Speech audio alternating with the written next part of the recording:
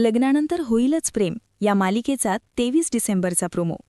मालिकेच्या आगामी भागात आपण पाहणार आहोत की वसुंधराने रचलेल्या कुटील कारस्थानामुळे काव्या आणि जीवाच्या आयुष्यात मोठे वादळ येणार आहे. वसुंधराने मुद्दाम होऊन काही पत्रकारांना पाचारण केलं आहे, जे पार्थला अत्यंत बोचरे प्रश्न विचारतात. पत्रकारांचा प्रश्नांचा भडीमार. पार्थ समोर येताच पत्रकार प्रश्नांची सरबत्ती करतात. पहिला प्रश्न: तुमच्या पत्नीचे अफेअर तुमच्याच भावासोबत सुरू आहे, ही सत्य समोर आल्यावर तुम्हाला नक्की कसं वाटलं? पत्रकार दुसरा प्रश्न विचारतात. तुमचा स्वतःचा भाऊ इतके दिवस तुमचा विश्वासघात करत होता, हे कळूनही तुम्ही एकाच छताखाली कसे काय राहू शकता? हे ऐकून मानिनी आणि जीवाला मोठा धक्का बसतो. पत्रकार इतक्या खालच्या थराला जाऊन प्रश्न विचारतील याची त्यांनी कल्पनाही केलेली नसते.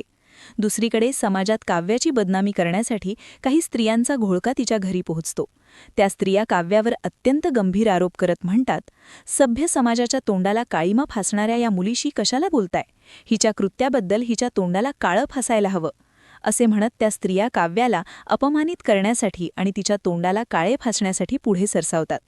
काव्या हतबल होऊन तिथे उभी असते. स्त्रियांचा तो घोळका काव्यावर हल्ला करणार इतक्यात तिथे नंदिनीची दमदार एंट्री होते.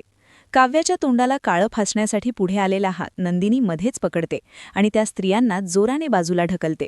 काव्याच्या रक्षणासाठी नंदिनी ढाल बनून उभी राहिल्याचे पाहून सर्वजण थक्क होतात. आता पुढे काय होणार?